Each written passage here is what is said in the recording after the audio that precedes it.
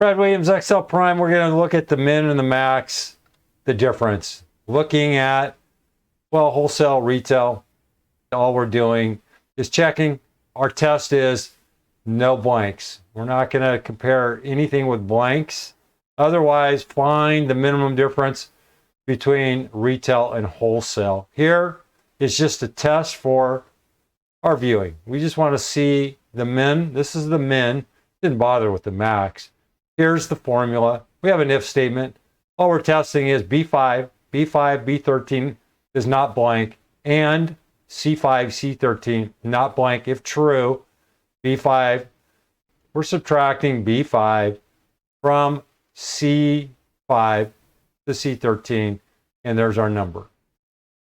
Here, all we're doing is exchanging max, replacing min with max. Everything else is the same. 718. So 718 is the max. You can see viewing this. Over here, read it if you need it.